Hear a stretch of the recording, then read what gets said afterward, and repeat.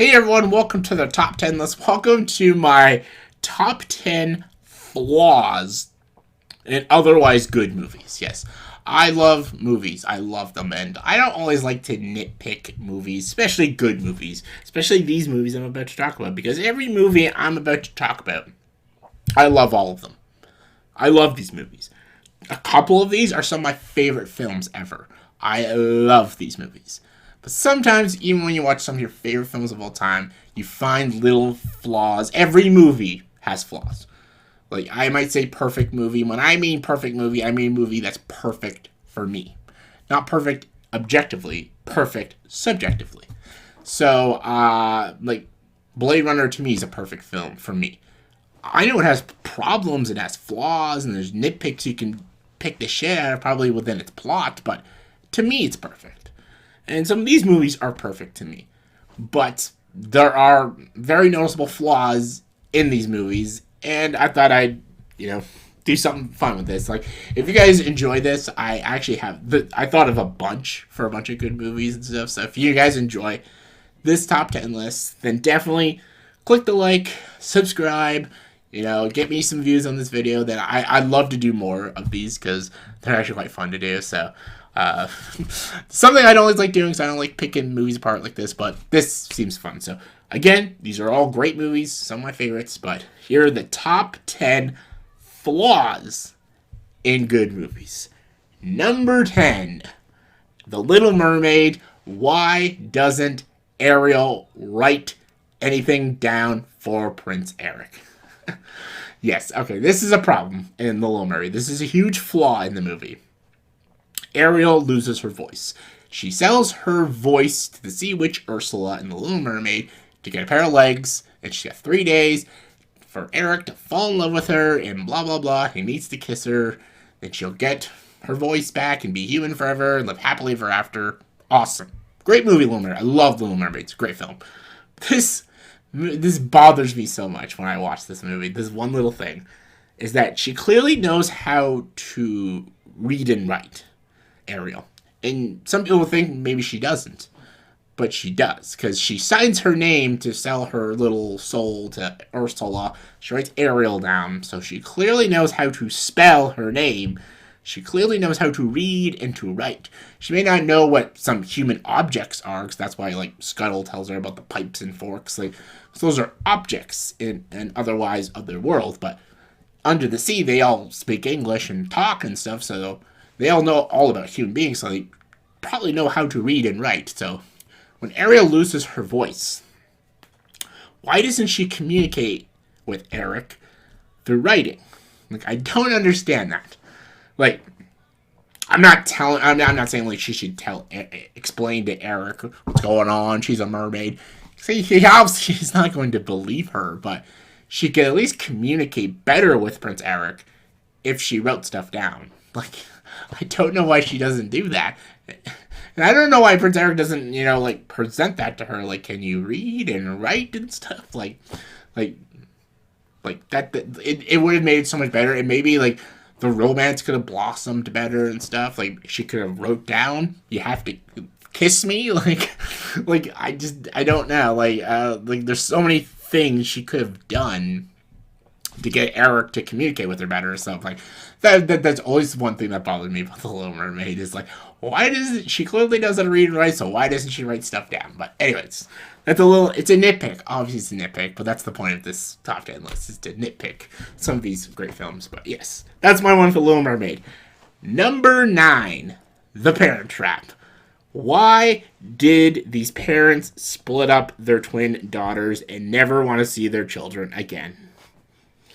This movie's great. I love this movie. This is childhood. The Parent Trap is a childhood film. The remake, obviously. The original is kind of to me, but the Lindsay Lohan one, I love this movie. It's a great movie. Directed by Nancy Meyers. Such a great film.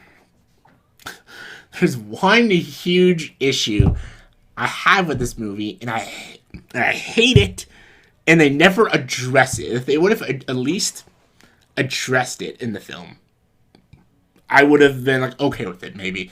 Even if it's stupid, but at least address it. But they don't.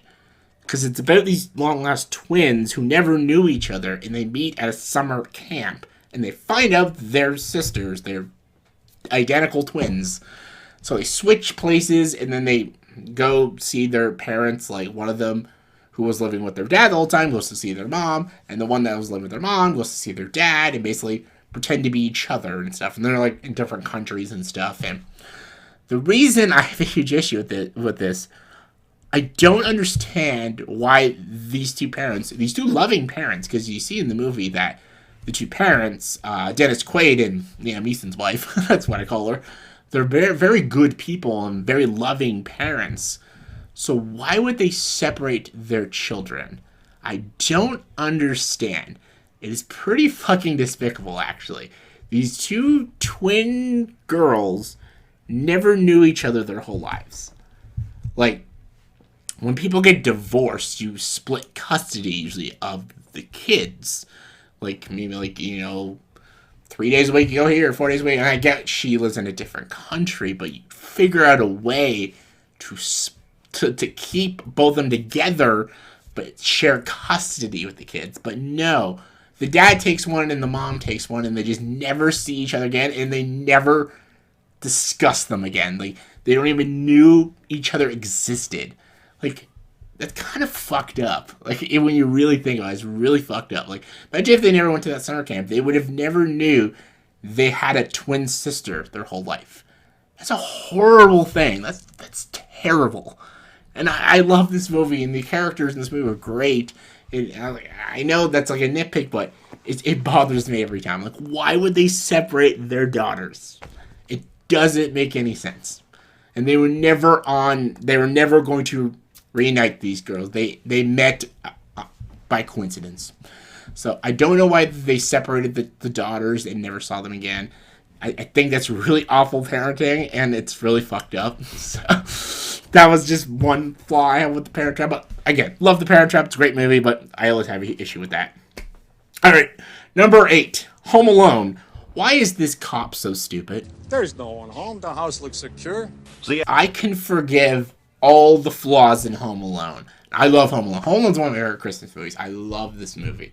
I can put aside the fact that these parents left their kid and went to fucking, was it Florida? Yeah, no, London. Where'd they go? I forget. They flew, and then they left their son behind. I'll put aside that logic, and I'll put aside the logic that these two burglars are so stupid they can't beat up a 10-year-old child. I'll put aside the fact that Kevin could actually build these traps, which most of them are impossible to build, but he ends up doing it in like 1 hour. I'll put aside all of that. All that's fine. Like, this scene with the fucking cop, I hate this scene. It is so stupid. It's like, and I have a brother who's a police officer, and it's just so illogical. Like, no police officer would do this. These parents literally said their child is home alone. Their child is home alone.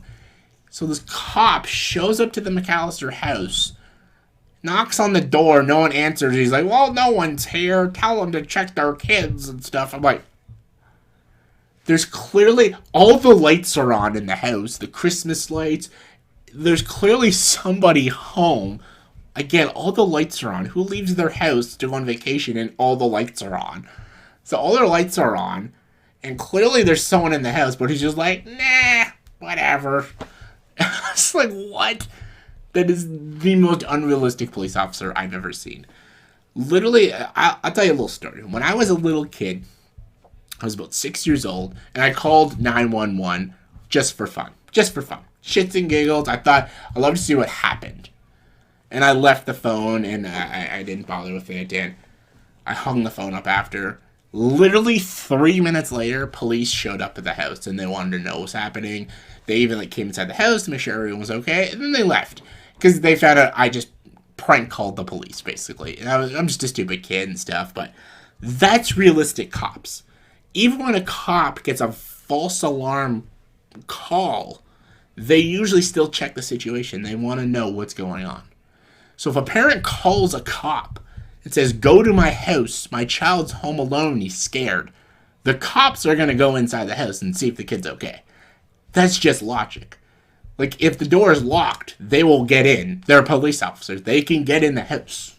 Like, the cop just, in the movie, he just knocks on the door. He's like, there's no one here. I'm like, and I know some people will be like, well, he's just a shitty cop, like, whatever. And I'm like, yes, it bothers me. I don't know, just, maybe they shouldn't have even put that scene in the movie, or maybe, like, the cop comes to the house and, like, Kevin tricks him or something, like he does the pizza guy, or what he does to Marv and stuff with, like, you know, when he puts on the fake movie. Maybe he does that with the cop or something. Like, do something. I hate that scene so much. It's so unrealistic, and yeah, so stupid.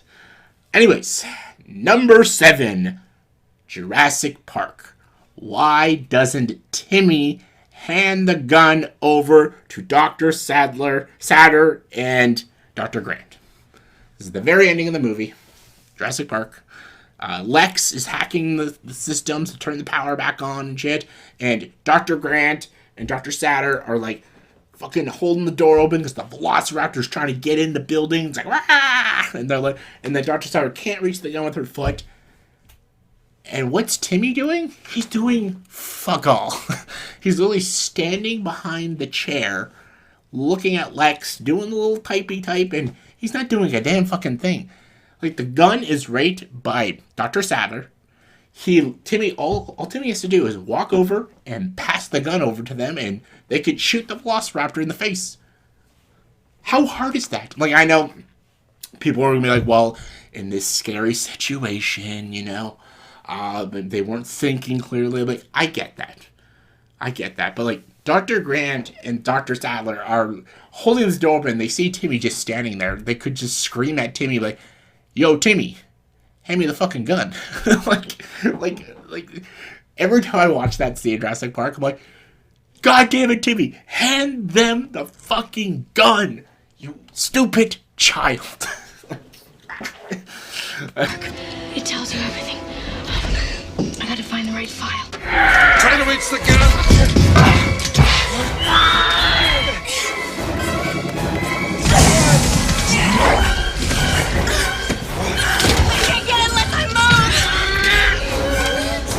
That's all I got.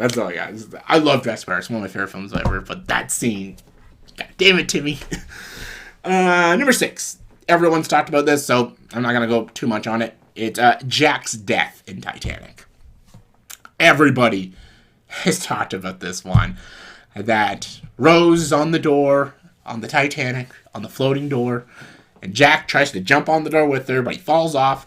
So he's just like, doesn't try a second or third time, just like, stay on the door. I'll just sit and freeze to death, and he just dies. And that's like the ending of Titanic, when Jack just dies in the water while Rose is staying warm on the big wooden door. If you actually see that scene, how Jack gets on the door is all wrong. He didn't level his body properly, and that door is very heavy. It could fit both of them on the door. Literally, it could fit both of them on the door. But let's just say it can't fit both of them on the door. Why didn't they take turns? Like, why doesn't she stay on there until she gets a little warm, gets a little feeling back, and then she goes in the water and Jack gets on the door? Maybe they both could have lived. Like, I don't understand that. Like, I know a lot of people have talked about it and nitpicked the shit out of it, but again, Titanic, it's a great film, great James Cameron movie, but that's how they kill Jack is just stupid. Yeah, great. What does Bruce Almighty say? Why did you throw the blue heart of the ocean jewel over the railing of the Titanic? Did you feel bad at all letting Leo DiCaprio drown while you were safe floating on the big door? Could you have taken turns? Or were you just too afraid to freeze your big fat ass off? Jim, you said it. Number 5 is The Karate Kid. Oh, I love The Karate Kid, too. I love this movie. It's the very ending. The crane kick in Karate Kid. Biggest flaw in the whole movie. How he does the crane kick to Johnny. In the tournament, the very ending, the tournament, you're not allowed to punch someone in the balls and kick someone in the face or punch someone in the face. They're body shots. You hit people in the body. That's it. Like, they're body shots, and you can take their legs down and take them down and, like, maybe hit them in the back of the neck or something. But in the tournament, it's strictly you can't hit them in the face. And Johnny does that. Like, in the final round, when Johnny takes on Daniel, he punches Daniel in the face, and he doesn't get a point for it because it's an illegal move. So Daniel does the crane kick, and crane kicks Johnny in the face and wins the whole tournament, which is the biggest flaw in the whole movie because he wouldn't have won the tournament. That's an illegal kick. They would have to go one more round. And Daniel might have still beaten Johnny anyways, but how he won the tournament to Daniel is flawed. The crane kick is an illegal move. I love that they talk about this in Cobra Kai, actually. They point out that he did an illegal move and won that tournament unfairly. So, yeah, they explain that in Cobra Kai, which is great and stuff, but that's a big flaw in the movie. That fucking crane kick. No. No wax on, wax off for you, Daniel. All right, number 4. This is a big one, too. This is one of my favorite Disney films. The Lion King. The Lion King. Simba getting blamed for Mufasa's death. I don't understand this. Like, okay, I can maybe get how Scar got Simba to run away, because Simba is just a stupid kid. He's a kid. He doesn't know any better. He feels guilty because his dad had to go save him, and then he died. He didn't see what happened, and Scar kind of guilts him because he's already in pain. Like, I understand why Simba runs away.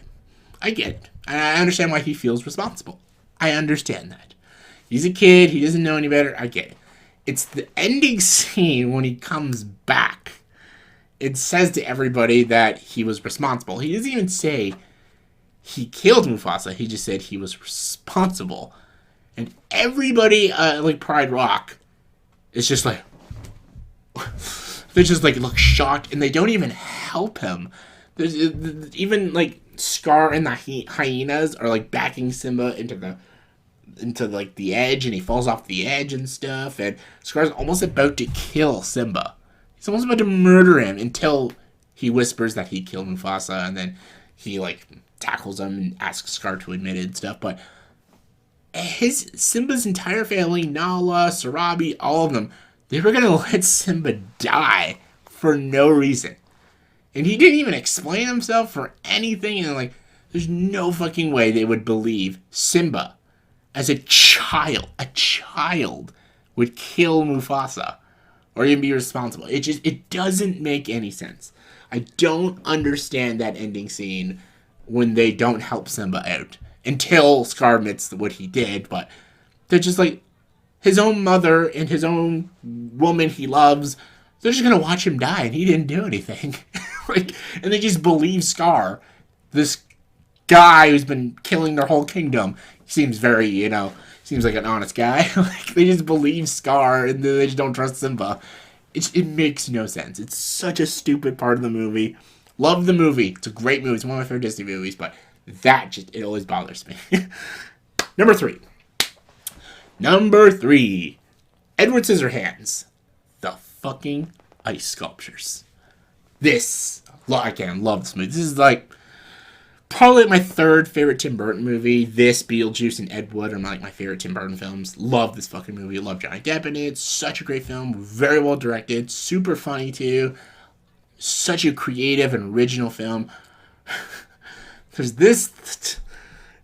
At the very ending of the movie, Edward, Johnny Depp's character, Edward Scissorhands, he starts creating, like, ice sculptures, and, like, he creates this ice sculpture of, like, Winona Ryder's character, and she's, like, dancing in the snow, and it's, like, this very beautiful moment and stuff, and the biggest issue is, how the fuck did Edward get the ice sculpture? Like, it makes no sense. Like, it's this ginormous ice sculpture, and he just, like, randomly is just in their backyard.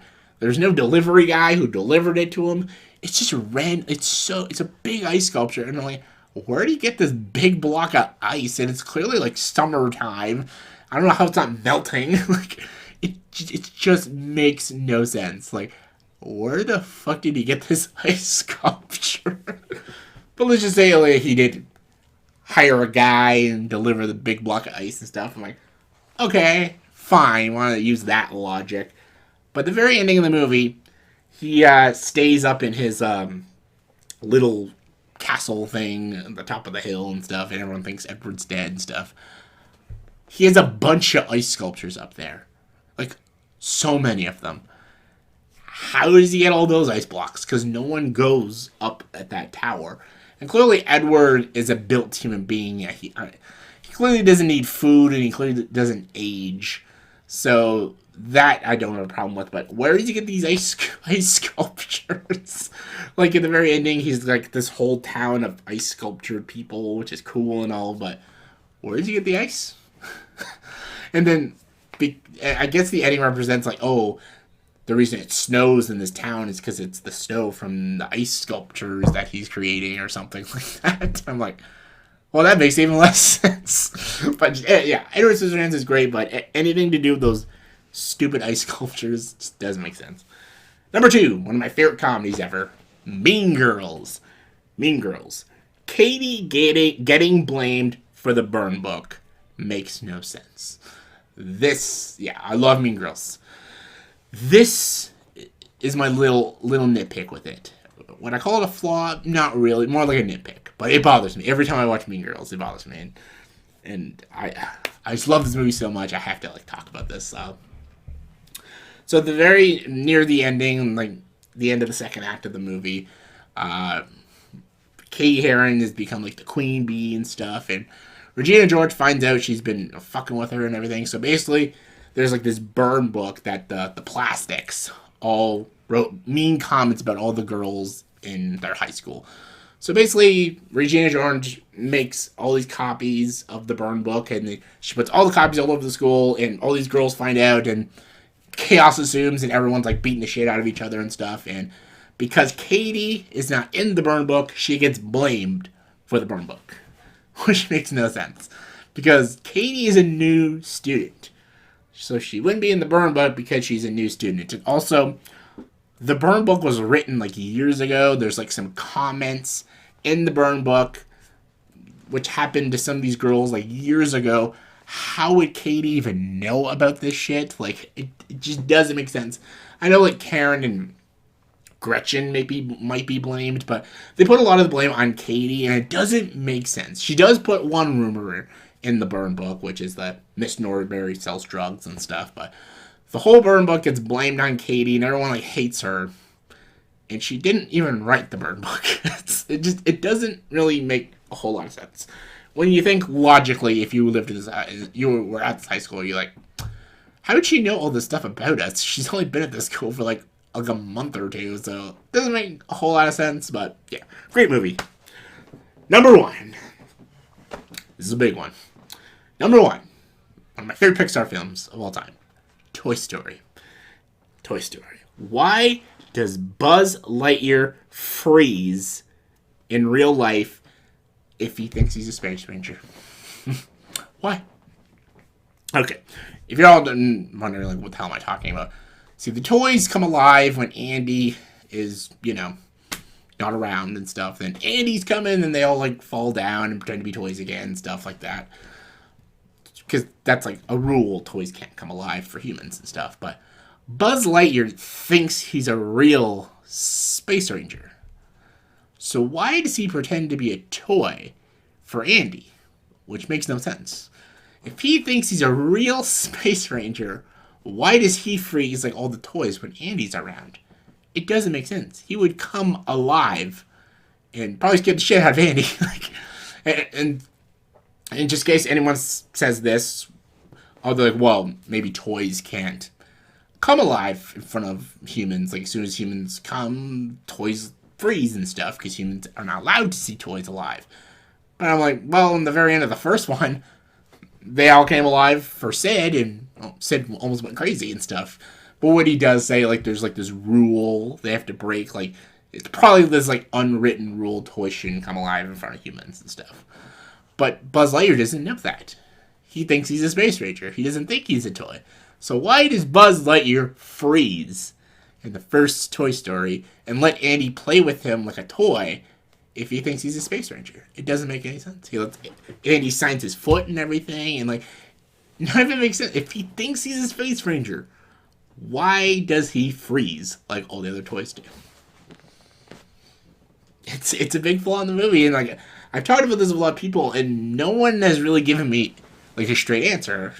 The only answer they gave me was like, "Oh, he's a toy. All toy freezes." I'm like, that's not true. Woody and the crazy toys at Sid's house, they didn't freeze at the end of the first movie. And Woody like turns his head, so play nice. They certainly came alive in front of a human, so you could clearly come alive in front of a human. So why doesn't he buzz if he doesn't think he's a toy?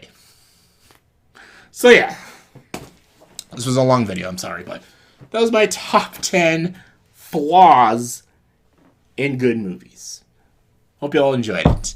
And if you want me to make another one, just mention in the comments below. So yeah, thank you guys for watching.